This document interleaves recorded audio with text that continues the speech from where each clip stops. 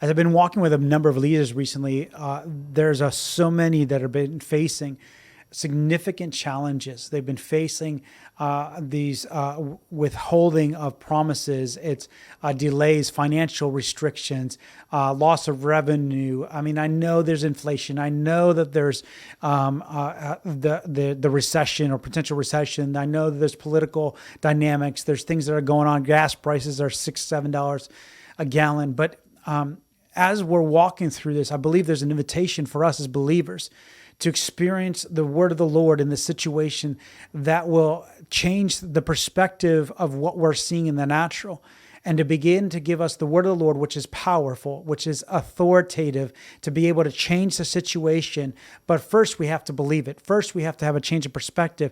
First, we have to be able to see and hear what God is saying. And the only way I know how to do that is to come up higher. What I mean by that is, as you're in the midst of the storm, as you're in the midst of the battle, as you're in the midst of the swirl that's going on, that you learn to withdraw and to be able to say, God, I got to remember what you're saying and doing. The way I do it is this. I go back and I recall the testimonies. I go back and recall what he has said, what he has done in the past. David did it all the time. He remembered testimonies and said, God, I saw you deliver the Israelites out of Egypt. I saw you spread out the sea so that they could walk through it. I saw you provide manna in the desert. And then he goes, why so downcast, oh my soul? Put your hope in God. And today, some of us need to recall what God has already done. Go back to the testimonies. If you can't remember your own, go back to the Bible testimonies. God, you healed that woman you from the blood issue. You raised Lazarus from the dead. You split the waters to the sea. God, you spoke through Elisha to the woman with a jar of oil and said, go get more jars and pour out in the midst of a famine. You prophesied and said, by tomorrow, there'll be more than you know what to do with. God, when you spoke, things changed. And that's what I believe of your character and nature. So when we start to speak it, all of a sudden something begins to rise up with us. We begin to recognize the truth of who God is, the character, the nature of what God has done and who he is and how he operates, contrary to what we're experiencing.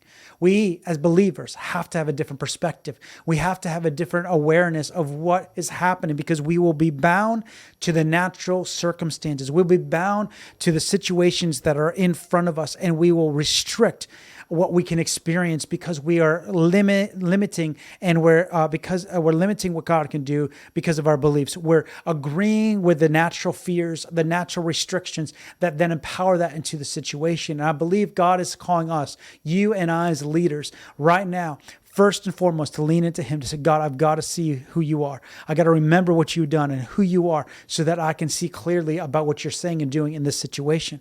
When we come up to a different perspective, we're not living according to the natural, we're living according to what God is saying so that we can agree with it, believe it, and empower it into that situation.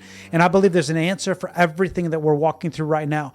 That's the nature of the kingdom. That's the nature of who God is. I'm not pep talking you. I'm encouraging you, inspiring you to be aware that God has a solution right now. And the way we access it is by first remembering what he's done, shifting our heart back to the truth of who he is, and then begin to ask him, God, what are you saying about this situation? Because this is the nature of who you are. And when we do that, we begin to see possibilities that we didn't see before. We begin to see obstacles that are in front of us, that they're just paper thin, that it's just a facade of fear, that it's not the thing that will determine what God will do. But it may be the reality of what we're facing, but it does not determine the finality. But it begins to allow us to see beyond the mountains, to begin to say, God, what do you see? And what are you saying? What are you saying to declare? Like Jesus, in the midst of a storm, he spoke to the storm, peace be still. One time he walked on water in the midst of the storm. So we need to be aware of, God, what are you saying and doing? Because he wasn't thrown off by the circumstances. He wasn't thrown off because of the obstacles or the negativity or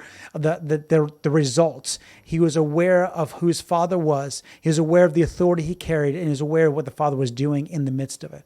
That's what I want to encourage you. In the midst of financial holdup, in the midst of lack of sales, in the midst of staff leaving, in the midst of circumstances that seem like they're so contrary to what you know is truth, you lean into what he has said. You lean into who he is, and you lean into what he's saying right now.